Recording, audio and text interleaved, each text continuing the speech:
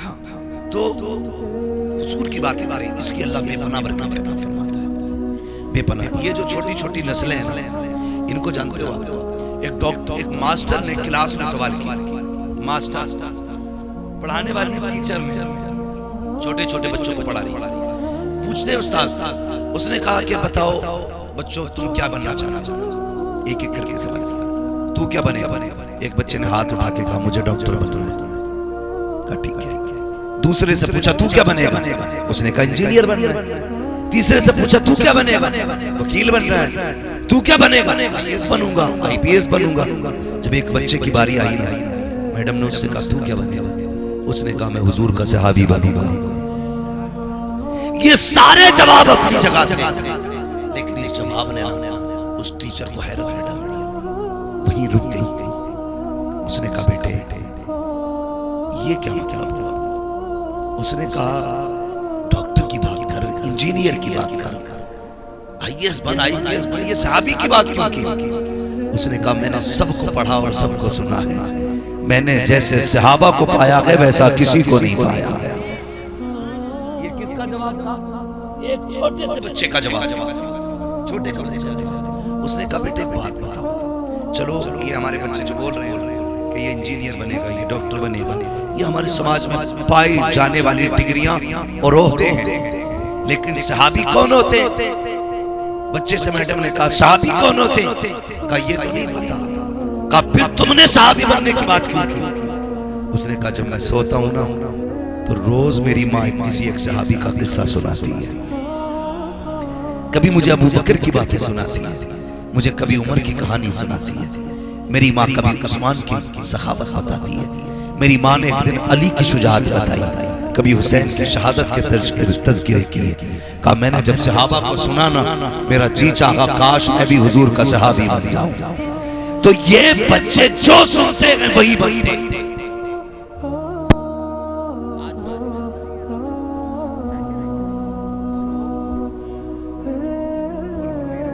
पता चले ना, तुम्हारा ना जाना ही तुम्हें बता देगा मस्जिद खाली। ऐसे ही समझ लिया करो, तुम नहीं जा पा रहे हो समझ लो मस्जिद खाली। मस्जिद खाली क्यों? कहते हैं जिम्मेदार जलसे वाले।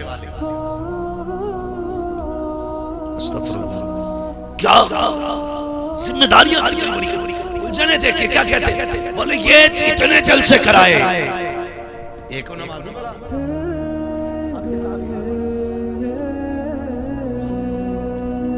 हिसाब ये देंगे। तुम जानते हो नमाज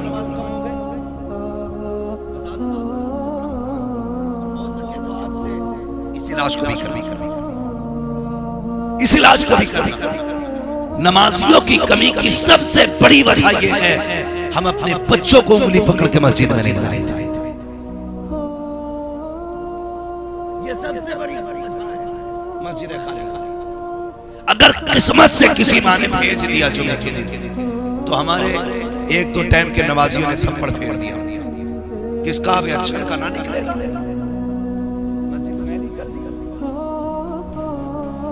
बोल रहे अरे किसका भूरा का निकल यहां से।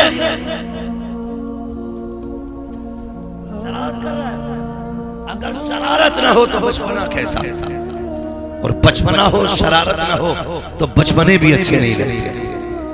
तुम ये क्यों सोचते हो ये बच्चे सूफिये बासफा होके आए, लाओ ना उंगली पकड़ के, कितने वक्त में शरारत करेंगे।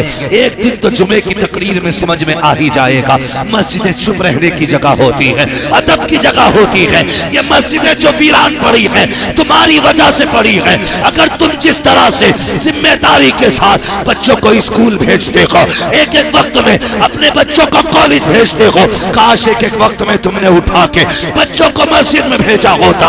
अगर ये मस्जिद में आ गए होते, अगर बचपन के आदि होते तो ये जवानी के पक्के नमाजी बना दिए गए। लाएंगे बचपन में नमाजी बच्चों को इंशाअल्लाह लेके आएंगे। के साथ कहता हूँ वो जो तुम्हारा कॉन्वेंट कॉलेज में पढ़ता हो, जिसे कुत्ता बिल्ली फर फर फर फर फर आती हो, जिसे इंग्लिश बहुत अच्छी आती हो, उसे खड़ा करके हुजूर की बातें सुन लेना। और वो बच्चे जिसने 4 जलसे सुन लिए हो, उसे खड़ा करके हुजूर की बातें सुनना।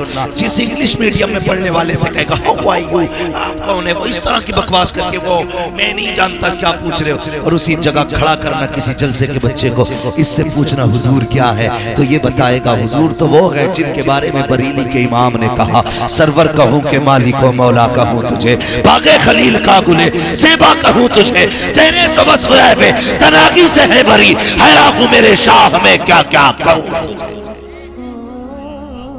याद रखिए बच्चों को मस्जिदों में भी लाइए,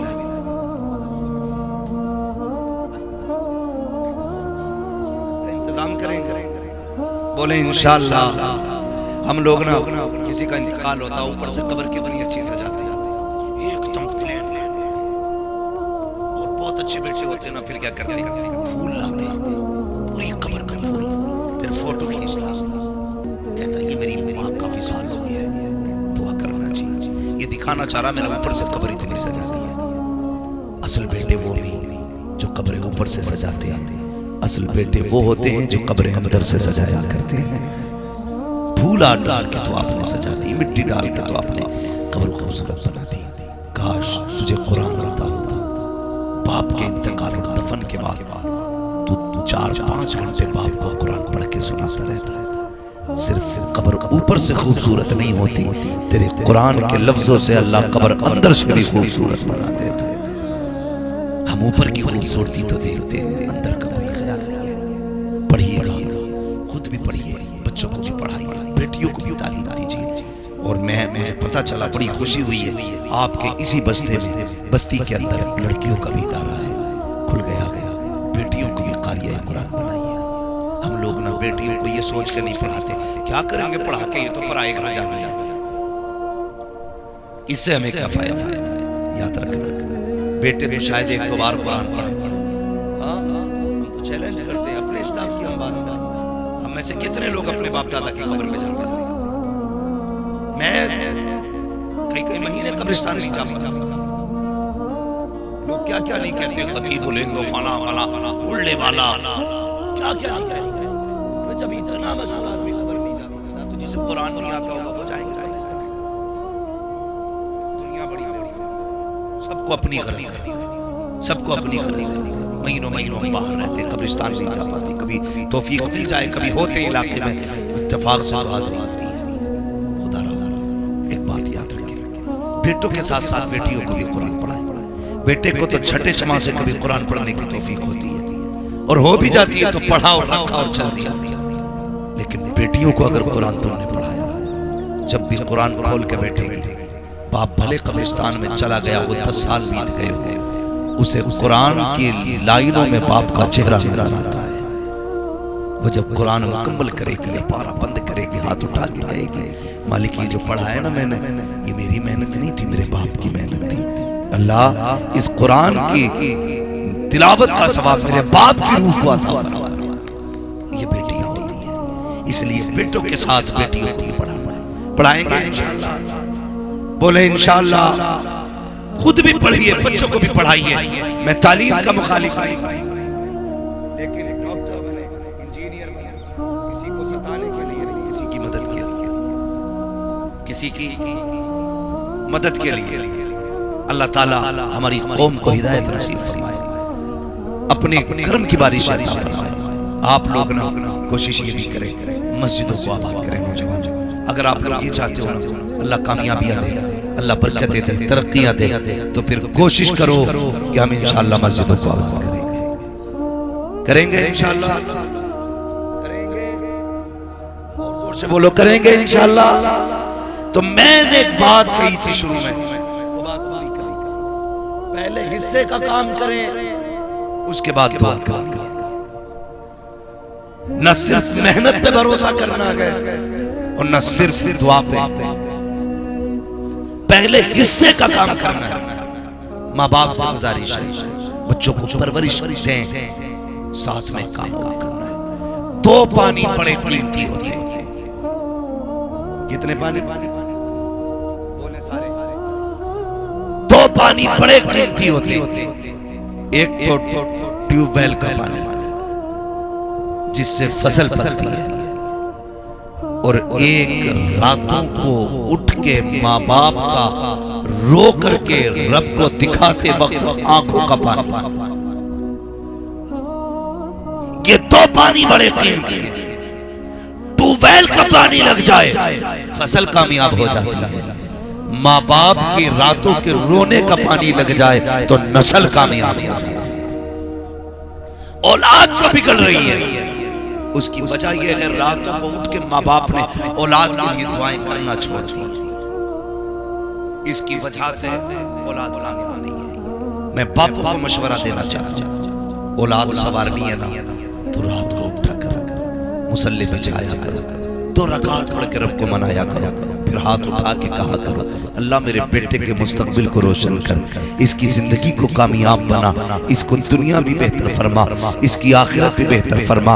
वो इतना करीम रब है, इतना करीम रब है। जब तुम रातों को उठ के उसे आवाज देते हो, एक बार या रहमान कहते हो, वो 70 बार कहता है मांग मेरे बंदे क्या मांगना चाहता है, उस वक्त मांगो। जिसे दौलत चाहिए वो दौलत मांगे, जिसे औलाद चाहिए वो औलाद मांगे, जिसे इज्जत चाहिए वो इज्जत मांगे, जिसे शोहरत चाहिए शोहरत मांगे, जिसे जन्नत चाहिए वो जन्नत मांग ले। लोग कहते मिलता ही नहीं है, और वो तो ये कहता है हम तो माइल बकरम है, कोई साइल ही नहीं, राग दिखलाए किसे रहरवे मंजिल की नहीं।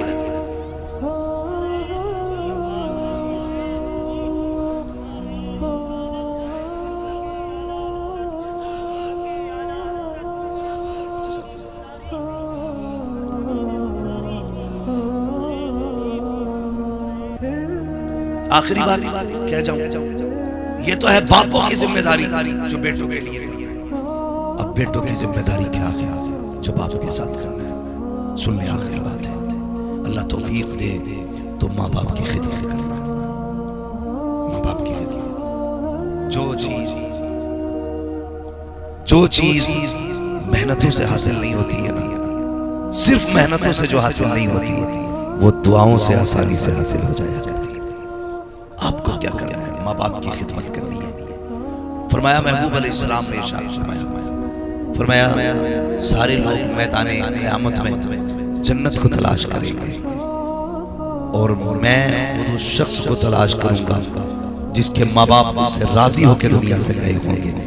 आका ने फरमाया मैं हाथ पकड़ के उसे रब की बारगाह में लाऊंगा, कहूंगा मालिक ये वो बंदा है जिसके माँ बाप ने जाते जाते इसे दुआ दी थी, अल्लाह इसे बख्श दे। आका फरमाते रब से गुनाह माफ करा के हौज़े कौसर पे पानी पिलाऊंगा। कहते फिर वो जाम पिलाने के बाद हाथ पकड़ के जन्नत में खुद छोड़ के, अगर कोई ये चाहता है हुजूर हाथ पकड़ के जन्नत तक लेके जाएं, कोशिश ही करना माँ बाप की जिंदगी की आखिरी दुआएं माँ बाप की जिंदगी की आखिरी में जाए, ये भी कोशिश करनी है। और दूसरी बात, अपनी हलाल कमाई अल्लाह और उसके रसूल की राह में खर्च करनी है। अल्लाह और उसके रसूल की राह में। नौजवानों, कई लोगों से राब्ता रहता ही, अब तो दुनिया बातचीत करती है।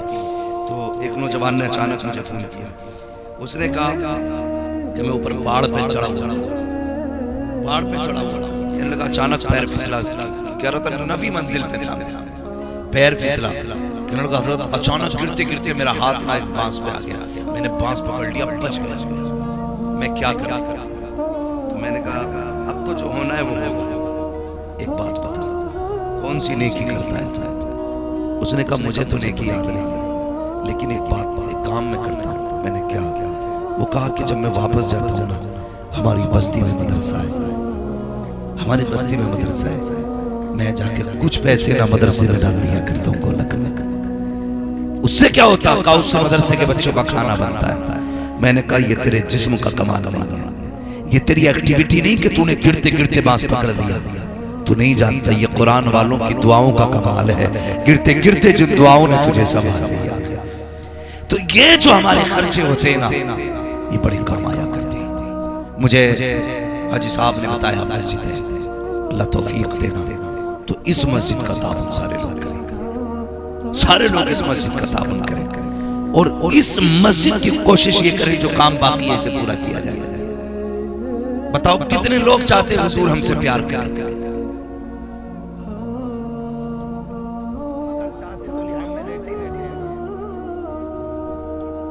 सभी चाहते हैं। जवाब आया, मैं नाम नहीं लूंगा, खड़ा भी नहीं करूंगा, किसने कहा। मैं बस इतनी बात कहूंगा, चाहते तो सभी हैं। रिश्ता होता है ना, रिश्ता, और लड़के वाला घुमाने ले जाए लड़के वालों को, तो इधर कोने पे खड़े होकर कहता वाह, जो भाग दिल आ गया सारी अपनी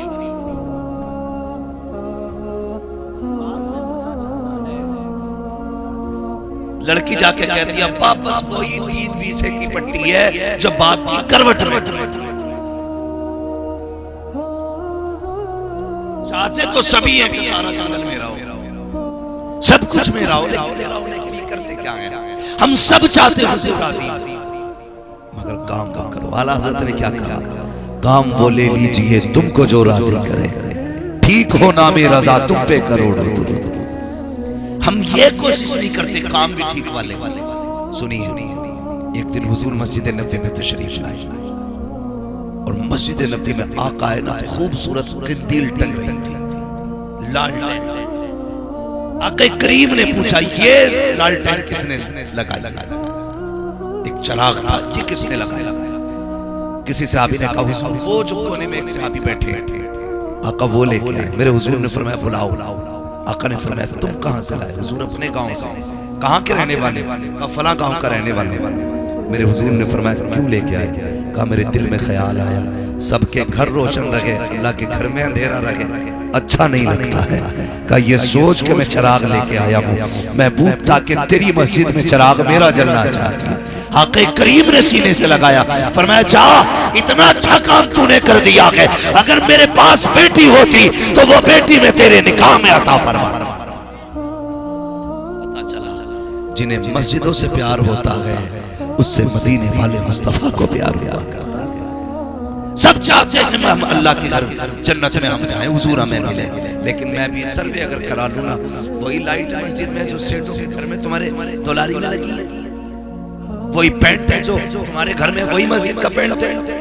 हमारी कौम की हकीकत ये है अगर सिर्फ शौ की लगी हुई लाइट छज्जे के ऊपर की एक बल्ब यूज हो जाए, एक ही दिन के अंदर हम लाइट मैन को बुला करके कहते हैं जल्दी दुरुस्त करो, 10-10 दिन हो जाते हैं, मस्जिद के टॉयलेट का बल्ब दुरुस्त नहीं किया जाता।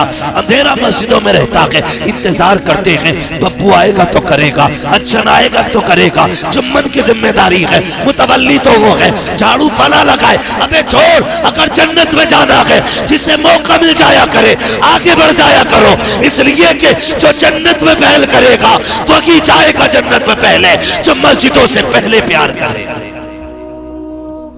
अब कभी इंतजार न करो, कब्र में कितने लगने बताओ।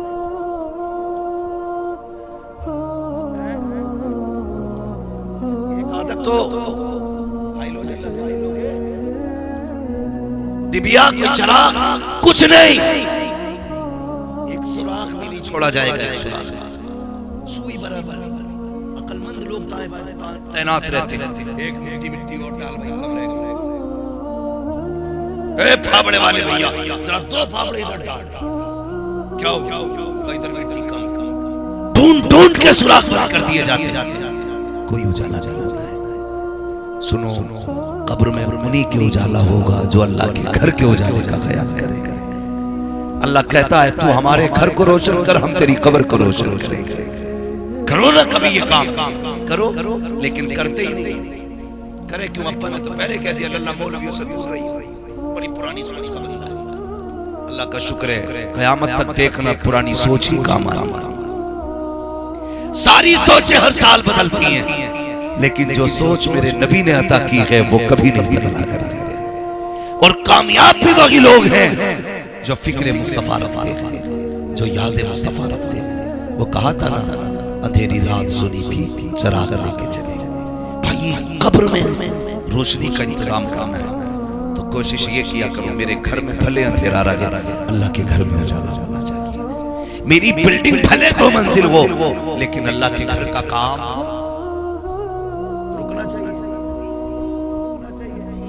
नहीं रुकना चाहिए। और मस्जिद में कभी होड़ मत करना। चंदा होता चंदा कहते हैं जी से नहीं लो जिंदा मुंदर चली आ